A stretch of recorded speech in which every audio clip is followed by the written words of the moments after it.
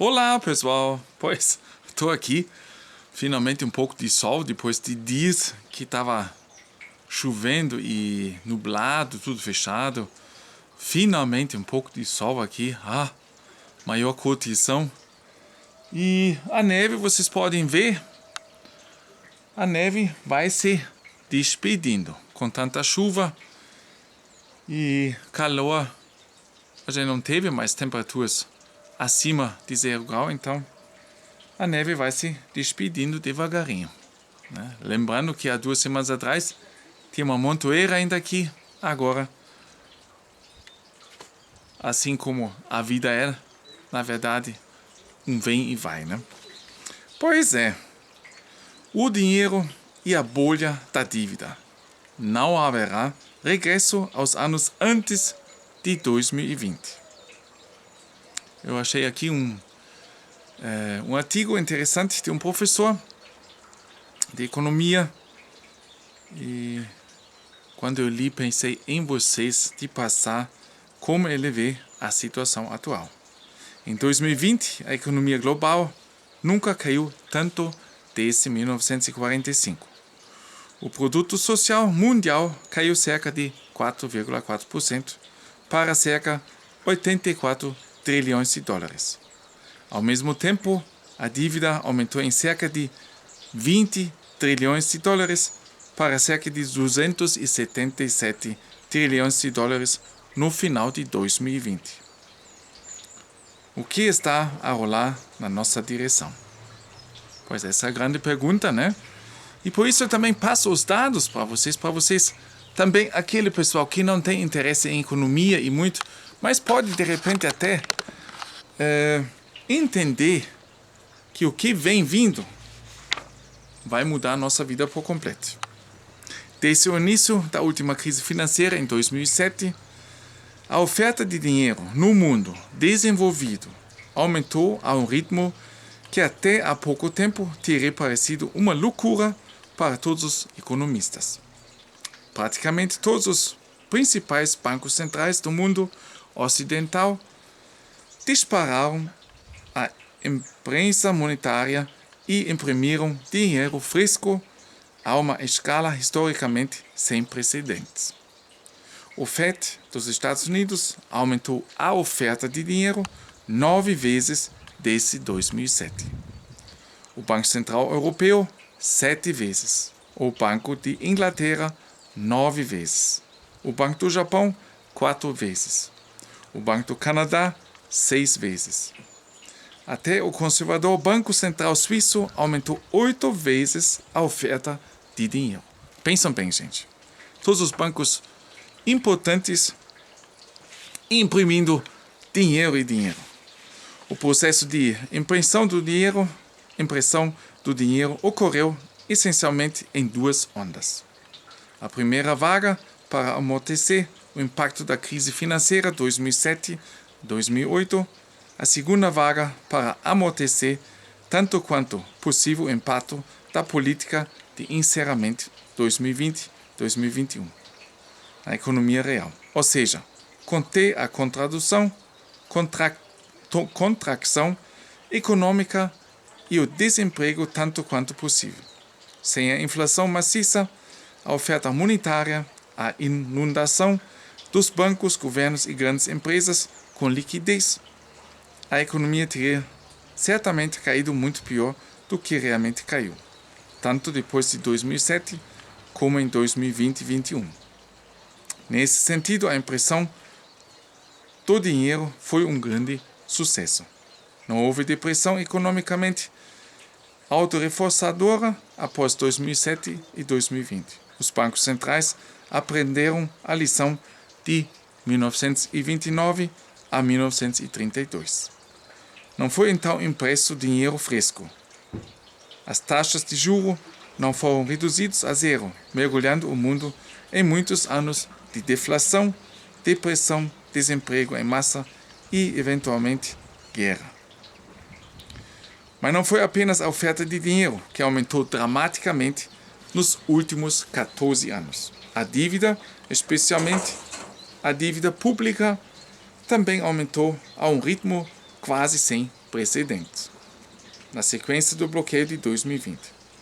Do terceiro trimestre de 2019 ao terceiro trimestre de 2020, a dívida global aumentou em 20 trilhões de dólares. Isso quer dizer 20 mil bilhões de dólares, ou quase um quarto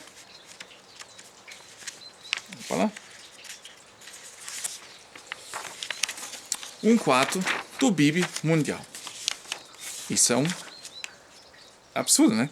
No final de 2020, a dívida mundial está estimada em 277 trilhões de dólares, com produto social mundial de cerca de 84 trilhões de dólares americanos.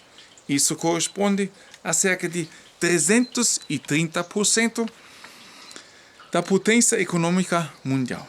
330%. Assim, se todas as dívidas fossem pagas, todos os trabalhadores do mundo teriam de trabalhar sem receber salário durante 3 anos e meio, renunciando a todo o valor acrescentado aos credores.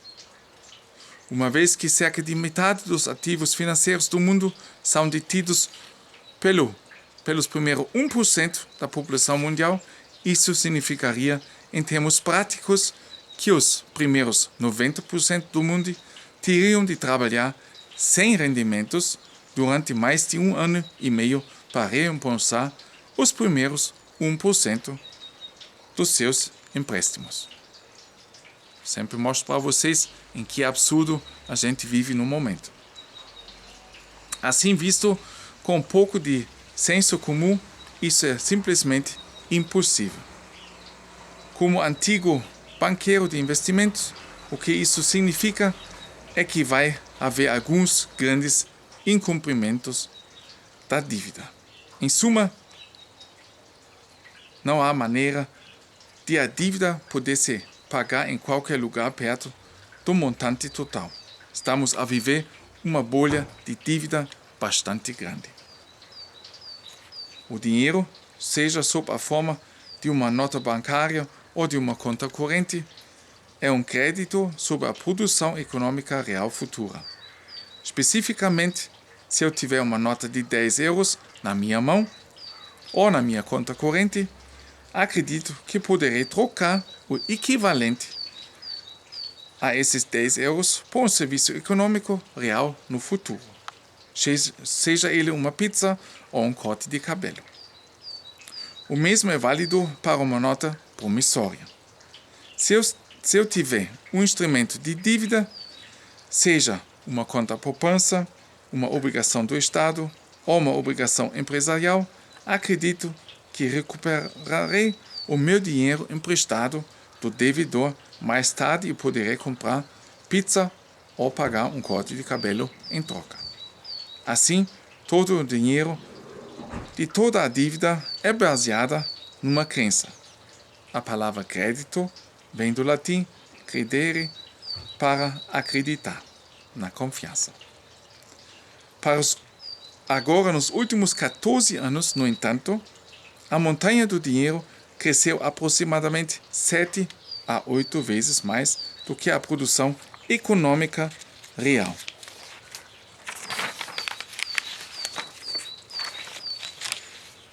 A dívida também cresceu muito mais do que a produção econômica. Por outras palavras, as notas de dinheiro não são correspondidas por quase tanto poder econômico real hoje como acostumava ser. E os títulos de dívida são também correspondidos por muito menos bens reais do que costumavam ser. Mas os detentores de dinheiro e títulos de dívida aparentemente ainda acreditam que um dia serão capazes de recuperar o seu dinheiro em termos reais e trocá-lo por bens econômicos reais. Mas isso tem sido há muito uma ilusão. Todo o gasto desenfreado de dinheiro pelo governo federal e muitos outros governos, através de novas dívidas que depois são novamente financiadas em boa parte pelo Banco Central, através da impressão de dinheiro fresco, baseia-se no fato de pessoas que anteriormente tinham saldos monetários ou notas promissoras, por exemplo, poupanças, serem parcialmente expropriadas. Por cada novo dinheiro que é adicionado, sem aumentar o poder econômico real, desvaloriza o dinheiro existente um pouco. Mas o dinheiro recém-impresso e a montanha crescente da dívida não são correspondidos pelo aumento da produção econômica.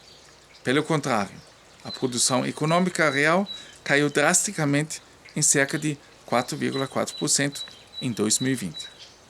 Em comparação, após a crise financeira, o poder econômico global diminuiu apenas 1,7% em 2009.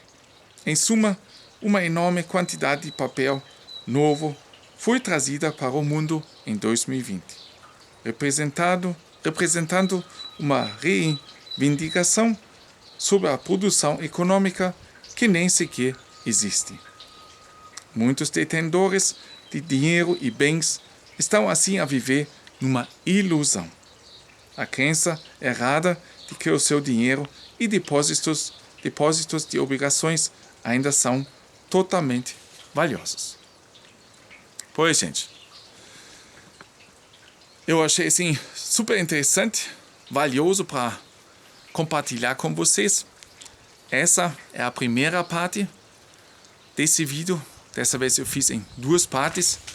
Para vocês, quem quiser uma pausa, né? Pode agora tirar uma pausa e depois ouvir o próximo vídeo, a segunda parte, né? Que ainda vai ter muito a se ouvir, muito de se entender, de saber. Espero que muitos de vocês também assistam a segunda parte. Gente, um grande abraço, até mais. Aqui, nesse momento, com o artigo econômico só para vocês. Até mais, gente.